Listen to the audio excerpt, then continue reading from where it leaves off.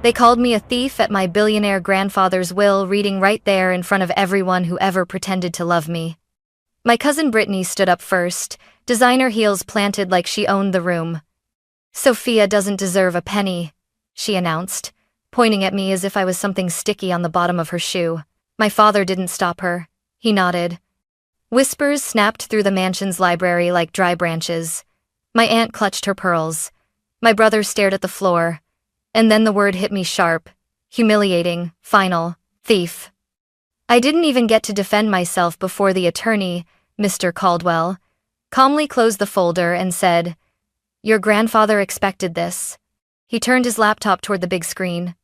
And in that instant, the air changed, like the whole family realized the same terrifying truth at the same time. Because the camera was already rolling. My grandfather's mansion had a way of making you feel small even if you'd grown up inside it. The day of the will reading, the library looked like it belonged in a museum. Walnut shelves, old-world globes, leather chairs no one sat in unless a lawyer told them to. A fire crackled softly, more for atmosphere than warmth. Outside, the winter sun sat low and pale, shining through tall windows like it was afraid to touch anything. Everyone was dressed like grief had a dress code. Brittany wore black, but it was the kind of black that came with a brand name and a confident smirk. My Aunt Diane kept dabbing at her eyes with a tissue that never seemed to get wet.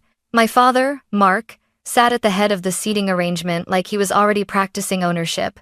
And me? I sat in the corner chair Mr. Caldwell had indicated, hands folded tightly in my lap so no one would see them shaking. I hadn't been back here since the funeral. Back then, people hugged me and said, "He loved you," but the words slid off them like oil. Because in my family, love wasn't a feeling. It was a currency, and everyone wanted to know the exchange rate. Mr. Caldwell set his briefcase on the desk. He looked neutral, not cold, not kind, professional, like a man trained to keep his face steady while families fall apart. "Before we begin," he said, "Mr. Richard Hale asked that I remind you of something." Brittany's lips twitched. "Oh, here we go." Mr. Caldwell didn't take the bait. He asked me to say, "I see what you do when you think no one is watching." My throat tightened. My brother Ethan shifted, like he'd heard that sentence and suddenly remembered every time he'd lied to Grandpa about visiting. Diane laughed too brightly. "That sounds like Richard. Always dramatic." My father leaned back. "Let's not waste time, Caldwell. We're all busy." Busy grieving? Busy fighting? Busy calculating? I stared at the ceiling, willing myself to stay calm. Because the truth was, I was already tired. Tired of being the one who showed up. Tired of being the one who answered Grandpa's late-night calls when his hands shook too much to open a pill bottle. Tired of being the only person in this room who knew what his laugh sounded like when no one was trying to impress him. Mr. Caldwell opened the folder anyway. "I am going to read Mr. Hale's last will and testament," he began. And the room leaned forward as one body, like a pack of wolves hearing a gate click open. I swallowed. I told myself, whatever happens, stay steady. But I didn't know that within minutes they'd try to bury me with a single word, and I didn't know my grandfather had planned for exactly that. If you only saw my family at funerals and weddings, you'd think we were close, that we loved each other fiercely, that we were the kind of family people envied. But I knew the truth. My grandfather, Richard Hale, didn't just have money, he had power. The kind that made people return calls instantly. The kind that made local politicians suddenly free for dinner. The kind that made my relatives orbit him like planets desperate for heat. After Grandma passed, Grandpa got quieter. Not weaker, just quieter. Like he'd stopped wasting words on people who didn't deserve them. That's when I started visiting every Sunday. At first, it was small things. Grocery runs, sorting mail, teaching him how to use video calls so he could see my face without having to pretend he understood the buttons. Then it became bigger things. "Can you read this email? Can you tell me what this form means? Can you sit with me for a minute? The house feels too large today." I wasn't there for money. I was there because he was my grandfather, and I loved him. But to Brittany? To Diane? To my father? My devotion looked like strategy. Brittany used to sweep in twice a year Christmas, and Grandpa's birthday, always carrying an expensive gift bag and always leaving before dessert. She'd kiss his cheek like she was collecting evidence of affection. "Love you, Grandpa," she'd sing, then glance at her phone. Ugh, traffic downtown is going to be a nightmare. It is about the said.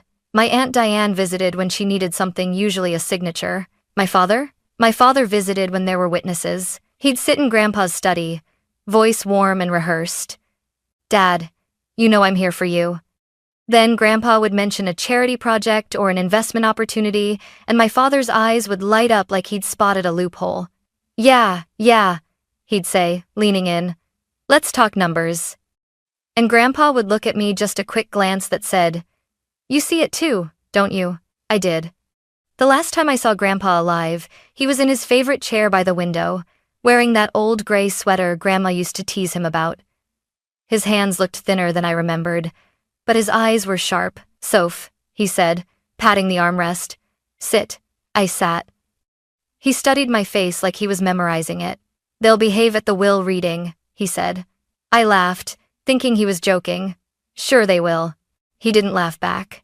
Then he said softly, People don't become greedy after someone dies. They just stop pretending. I felt my stomach dip. Grandpa, don't... He lifted a hand. Promise me something, anything. When they come for you, he said, voice calm as glass. Don't fight them in the way they want. Don't scream, don't beg, don't plead. I frowned. Why would they come for me? His gaze didn't move. Because you're the one who was here. And in their minds, that means you must have taken something. I opened my mouth. He leaned closer, barely a whisper. Let the truth do the talking. I remember thinking, he's tired, he's imagining problems. But on the day of the will reading, sitting in that library full of polished wood and polished smiles, I realized my grandfather wasn't imagining anything. He was predicting, and he was preparing. Mr. Caldwell adjusted his glasses and began. To my son, Mark Hale. My father straightened, shoulders back, like the words were applause. I leave the sum of $200,000 and my father's pocket watch. My father blinked. 200? Brittany's head snapped toward him, eyes narrowed. Diane's lips parted slightly. Ethan's brows lifted. My father tried to smile. That's generous, Mr. Caldwell continued before anyone could argue. To my daughter, Diane Hale. My aunt inhaled sharply. I leave my Aspen cabin for her personal use for 5 years, at which point it will be sold and the proceeds placed into the Hale Community Trust. Diane's face froze like her skin couldn't decide between outrage and panic. 5 years? She repeated too loudly. Mr. Caldwell's pen paused over the paper. Yes. He moved on. To my grandson, Ethan Hale. Ethan sat up, hopeful. I leave $30,000 and my record collection, on the condition that he completes his degree and maintains employment for 12 consecutive months. Ethan's mouth opened, then closed. He wasn't offended, he was exposed. My cousin Brittany kept tapping her nails against her clutch. Tap, tap, tap, like time was something she owned. Mr. Caldwell flipped a page. To my granddaughter, Brittany Hale. Brittany lifted her chin, a smile already forming. I leave $10,000 and 1 bronze horse statue from my office. The smile fell clean off her face. What? Brittany squeaked. 10,000? Is that a typo? My father's nostrils flared. Diane hissed. Richard. Mr. Caldwell didn't flinch. Please allow me to continue. Brittany's cheeks flushed. That's insulting. Mr. Caldwell turned another page. The remainder of my estate. The room held its breath. Including my primary residence, all remaining financial assets, and the contents of my private security vault. My heartbeat thudded in my throat. Will be left to... Brittany shot to her feet so fast her chair scraped the floor. No, she said, voice sharp. Before you say it, everyone needs to hear the truth. My father didn't tell her to sit. He watched her like a man watching a tool he planned to use. Brittany pointed at me, arm stiff. Sophia doesn't deserve a penny. Diane gasped theatrically. Brittany, honey, no, Brittany snapped. I'm done pretending. We all know what's been happening. Mr. Caldwell's eyes lifted. Calm, patient, like he'd been waiting for this exact moment. Brittany's voice rose. Grandpa's things started disappearing months ago. The diamond cufflinks, the watch collection, that signed baseball. And guess who was here every single week? Her finger didn't move.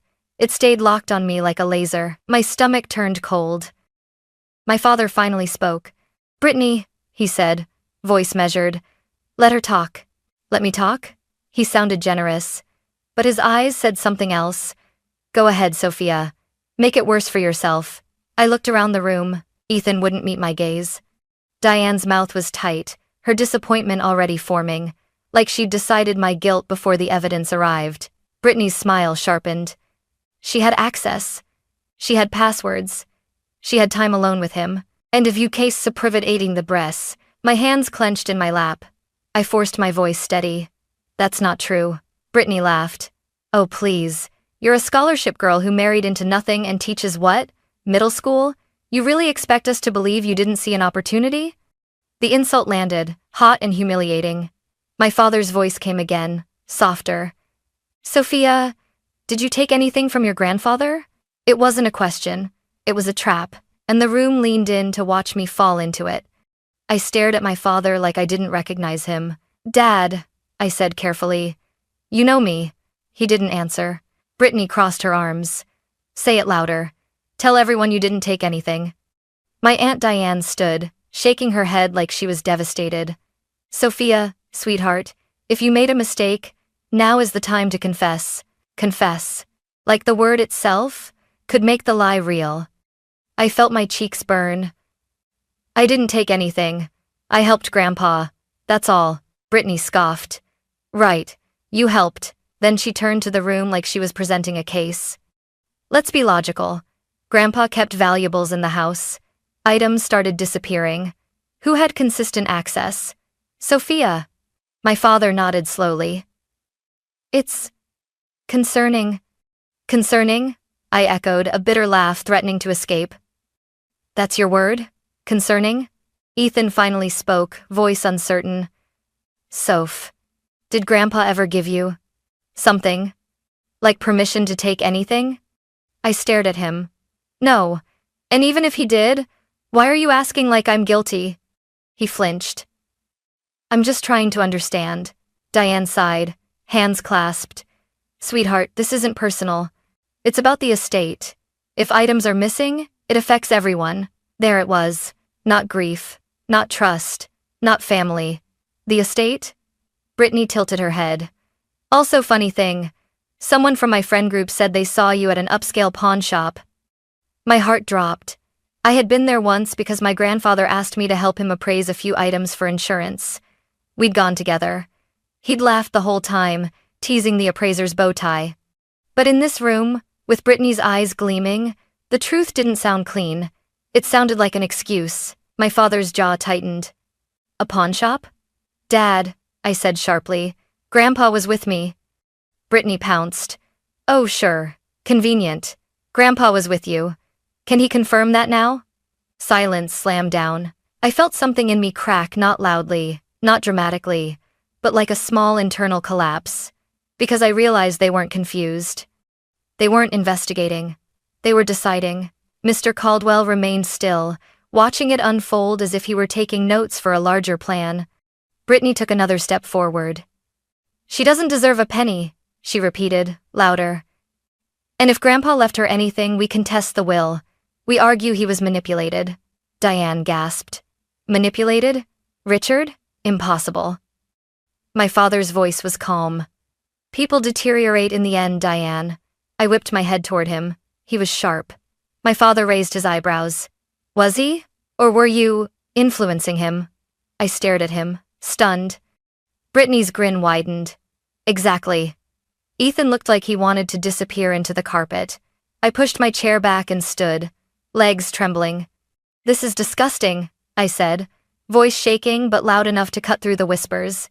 "You all barely visited him. You didn't take his calls. You didn't help him. And now you stand here calling me," Brittany interrupted, almost delighted. "A thief." The word hit again, heavier this time because it came with a chorus of nods. Diane pressed her lips together. "Sophia, if you return what you took, I didn't take anything." My voice snapped, louder than I intended.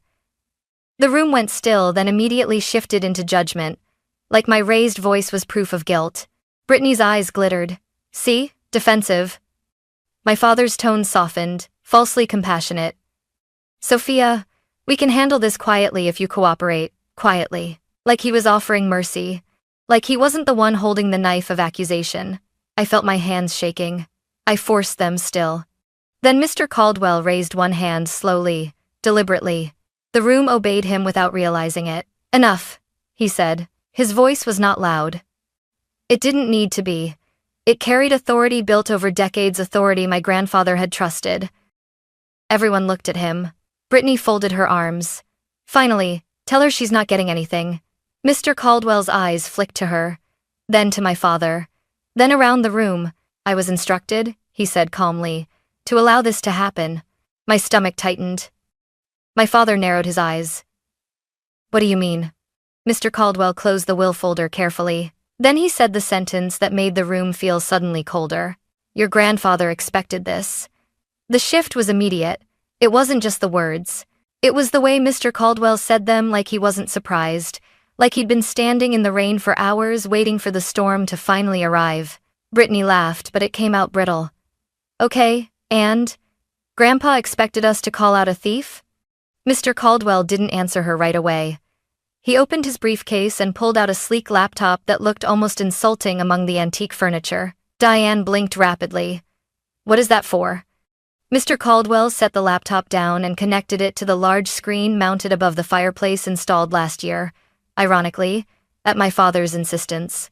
He needs modern technology, my father had said back then, like he was doing Grandpa a favor. Now my father stared at the cables with a look that wasn't curiosity. It was fear. I felt my pulse hammering. Mr. Caldwell? He glanced at me, and for the first time that day, his expression softened. Sophia, he said gently, your grandfather asked me to tell you. You did exactly what you were supposed to do. I swallowed. What does that mean? Brittany snapped. Don't talk to her like she's a victim. My father's voice sharpened. Caldwell, are you saying my father left instructions about this? Mr. Caldwell's fingers moved across the keyboard. Yes. The screen lit up with a folder labeled Hale Evidence Archive. A strange sound came from the room, someone inhaling too fast. Diane's hand flew to her mouth. Brittany leaned forward, eyes narrowing. What is that? Mr. Caldwell clicked, and the folder opened. Inside were dozens of files, each labeled with dates and times. My father stood. Hold on. Are you recording people in this house? Mr. Caldwell's voice stayed calm. Your father recorded his own property. Perfectly legal. Brittany's voice rose. That's an invasion. Mr. Caldwell looked at her. Mr. Hale suspected he was being robbed. Silence. The word robbed landed like a heavy book dropped onto a table. Brittany's cheeks drained of color, then flushed again. That doesn't mean anything. He was paranoid. Old people get paranoid. My father's gaze snapped to Brittany. Stop talking. Brittany's mouth opened, then shut. For the first time, she looked uncertain. Mr. Caldwell turned back to the will folder and read, slowly, clearly. The remainder of my estate will be left to the person who helped me expose the thief, and who showed up when the rest of you only showed interest. Brittany scoffed. Cryptic nonsense. Mr. Caldwell's eyes lifted. Not cryptic, precise. He clicked a file. The screen switched to black, then to a camera angle of the mansion's hallway, wide, clear, time-stamped. My throat tightened as I recognized the view. That was the hallway outside my grandfather's private study. Mr. Caldwell said, this footage is from 3 months ago. Tuesday, 2:18 p.m., Tuesday. I would have been at school, teaching. On the screen, the front door opened, and Brittany walked in. Not in a holiday outfit, not dressed for a family visit. She moved fast, head down, hood up, like someone entering a place they didn't want to be seen. Diane gasped, a small, strangled sound. Brittany's voice cracked. That's not... The camera angle switched to another room, my grandfather's study. Brittany moved with practiced confidence. She went straight to the safe behind the painting, something I didn't even know existed until Grandpa showed me in the final weeks. She opened it with a code she should not have had. My father's face went rigid. How did she... Brittany spun toward him, desperate. Dad. He ignored her. Eyes locked on the screen. On the video, Brittany pulled out a velvet pouch. She dumped the contents on the desk: watches, cufflinks, a gold pen my grandfather once said was worth more trouble than it's worth. She didn't hesitate. She didn't look around. She swept them into her bag like she'd done it before. My stomach turned. Not because I was shocked, though I was, but because I remembered Brittany's voice in this very room calling me a thief with such confidence. Because she wasn't guessing. She was projecting. Mr. Caldwell paused the video. The room was so silent I could hear the fire pop. Brittany's voice came out thin. Grandpa gave me permission. Diane's eyes widened. Did he? Brittany's gaze darted. He said I could borrow things. Mr. Caldwell clicked another file. This time, the camera showed Brittany in a jewelry store security footage from a partner business, time-stamped, legal watermark in the corner. She set the cufflinks on the counter. The clerk opened a drawer of cash. Brittany signed a form and took the money. My father whispered, almost to himself, "Oh my God." I stared at the screen, numb. The humiliation I'd felt minutes ago turned into something else, heat rising in my chest, like anger finally finding oxygen. Brittany backed away from the screen, shaking her head rapidly. "This is out of context." Mr. Caldwell's voice was steady. "There is more." My father snapped. "How much?" Mr. Caldwell looked at him. "We'll get there." He clicked another file. The screen now showed the kitchen, my grandfather's kitchen, where I used to make tea for him and listen to his stories. Two people sat at the table, Brittany and my father. My breath caught. My father stepped forward instinctively, like he could physically block the image. But the video was already playing. On the screen, my father leaned in, voice low, conspiratorial. "Once we make them believe it's Sophia," he said, "the will won't stand." Brittany nodded. "Diane already suspects her. I've been feeding it gently. People love a martyr story, especially when it's me." My father's voice continued, cold and calculated. "The vault alone is worth millions. If Dad leaves it to her, we contest. We claim undue influence. We say she manipulated him." Brittany laughed softly. "And the missing items?" My father shrugged in the video. "Insurance. Chaos. A distraction. Everyone will focus on Sophia defending herself instead of asking why things were missing in the first place." My body went still. I couldn't breathe. On the screen, Brittany sipped coffee like she wasn't planning to destroy me. "What about Ethan?" she asked. My father smirked. "Ethan will follow the crowd. He always does." My brother's face crumpled. Brittany asked, "And if Caldwell tries something?" My father leaned back. "Caldwell works for Dad, not her." The lie was almost funny, because Mr. Caldwell stood in front of us now, calm as stone, proving exactly who he worked for. Mr. Caldwell paused the video. No one spoke, not Diane, not Ethan, not even Brittany. My father's face looked like it had been drained of blood, no drama, no gore, just the reality of a man caught inside his own words. I heard myself whisper, "You plan to ruin me." My father turned slowly, eyes wild. "Sophia, listen," Brittany snapped. "This is entrapment." Mr. Caldwell's voice cut through her. "This is evidence." Then he added, quieter, "And your grandfather made sure it would be admissible." The final click of the mouse sounded louder than a gavel. Mr. Caldwell opened one last file. "This," he said, "is your grandfather." The screen changed to my grandfather sitting in his favorite chair, same chair by the window, same gray sweater. He looked older than I remembered, but his eyes were sharp. Unmistakably Richard Hale. He stared straight into the camera like he was staring straight through us. "If you're watching this," he said, voice calm, "then I'm gone." Diane let out a small sob that sounded more like guilt than grief. My grandfather continued, "I want to start with something simple. I loved my family. I loved you all. But love does not excuse betrayal." Brittany's knees seemed to wobble. She gripped the back of a chair. My father's jaw clenched so tight I could see the muscle jump. Grandpa's gaze didn't waver. "For months, items have disappeared from my home. I knew who took them." Brittany shook her head. "No." Grandpa raised a hand in the video, as if he could silence her across time. "And I knew what you planned to do next," he said. My throat tightened. He turned his eyes slightly, like he was looking at me. "Sophia," he said softly, and I felt something in my chest break open. "You showed up." My eyes burned. "You showed up when I was lonely, when I was frustrated, When I was learning how to live in a world that moves faster than an old man's hands. A small smile flickered on his face. You never asked me for money. You never asked me for favors. You asked me if I'd eaten. You asked me if I'd slept. You asked me if I wanted tea. He paused, breath steady. That's why you will have what you need to build the life you told me you dreamed about. I heard Brittany whisper, frantic. He can't. Grandpa's voice sharpened. To the ones who took from me, he said, and then tried to take something worse. Sophia's reputation, hear me clearly.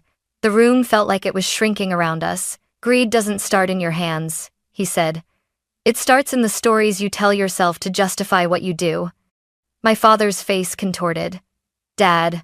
Grandpa kept going. Mark, Brittany. You thought you were clever. Brittany flinched at hearing her name from the dead.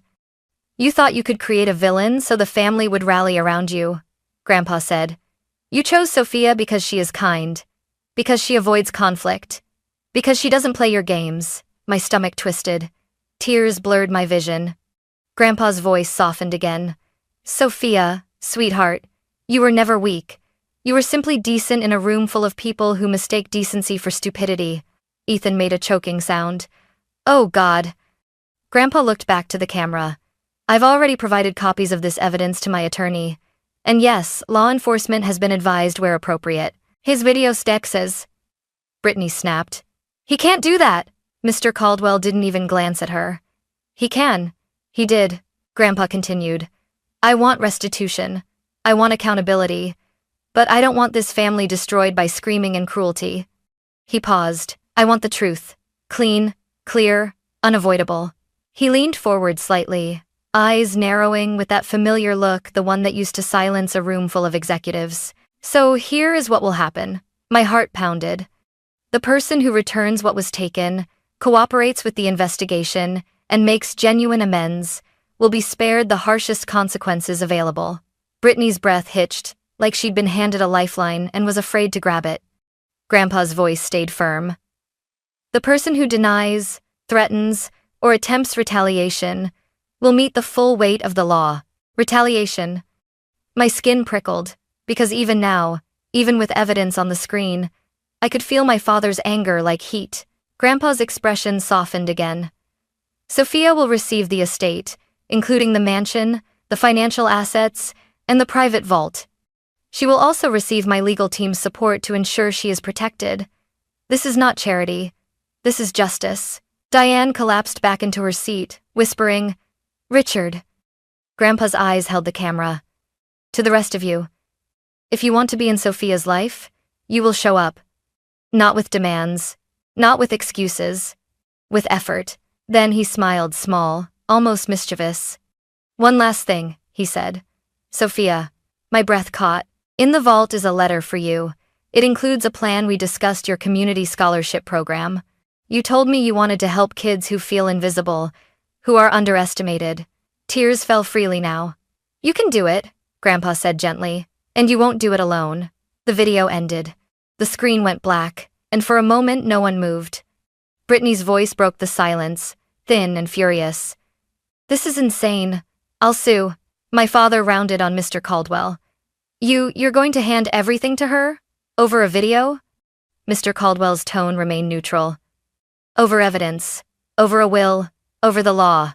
Then he added, looking directly at my father, and over your own recorded confession. My father's eyes snapped to me. I expected hatred. But what I saw was panic because he knew the game was over. And suddenly, for the first time in my life, I wasn't the one trapped. He was. The next minutes felt unreal, like the world had slowed down to force every consequence to land properly. Mr. Caldwell closed the laptop with a quiet click. I'm going to be very clear, he said. This is not a family debate. This is a legal matter. Brittany took a step forward, voice high. You can't just... Yes, Mr. Caldwell said calmly. I can. He pulled out another document thicker than the others. Mr. Hale's will contains a morality clause, he explained. Any beneficiary who steals from him, conspires to commit fraud, or attempts to frame another beneficiary forfeits their inheritance. 8. Diane stared at her hands, shaking. Mark, tell me this is a misunderstanding. My father swallowed. Diane, shut up. Ethan flinched at the harshness. Brittany's face twisted. Fine. Fine. I'll return it. I'll return everything. Just don't call the police. Mr. Caldwell nodded once. Cooperation will be noted. Then he turned slightly toward the door. Detective Rivera, he called. My breath caught. The door opened, and a woman stepped in plain clothes, calm eyes, posture like she'd seen every kind of liar 1,000 times. She didn't look aggressive. She looked prepared. Brittany staggered back. You had her waiting outside? Mr. Caldwell's voice was steady. Your grandfather did. Detective Rivera glanced around the room, taking in the faces. I'm not here to create a scene, she said evenly. I'm here to ensure no one attempts intimidation, threats, or destruction of property and evidence. My father's face hardened. This is my house. Detective Rivera held up a hand. Not as of today, Mr. Hale. He froze.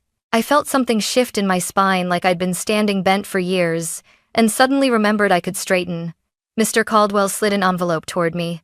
This is for you, Sophia, he said quietly. From your grandfather. My fingers trembled as I took it. Grandpa's handwriting, bold, familiar, stared up at me. I opened it and read silently as the room held its breath. My dearest Sophia. If you're reading this, then the wolves showed their teeth. I'm sorry you had to see it.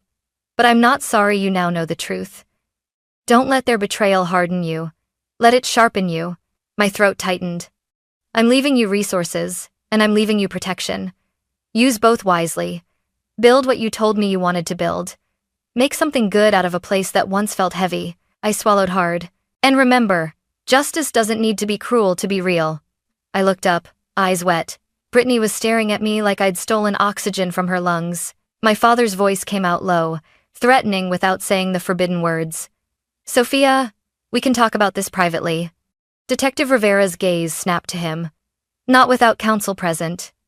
Mr. Caldwell nodded. Any communication regarding the estate goes through my office. My father's eyes flashed. You're really going to do this to your own father? Something in me steadied. I met his gaze. You did this to me first, I said. The room didn't explode into chaos the way Brittany had probably hoped. It didn't become a screaming match where she could play victim. It became something worse for them. It became official. Detective Rivera took out a small notebook. Miss Brittany Hale, you'll provide a list of items removed and the locations of any sales. Mr. Mark Hale, you'll provide financial statements related to any transactions connected to stolen property. My father stiffened. I'm not. Mr. Caldwell's voice was quiet. The alternative is a subpoena. Brittany's shoulders slumped. I'll cooperate, she whispered, eyes darting to my father. My father didn't look at her, because for once, he couldn't control the narrative.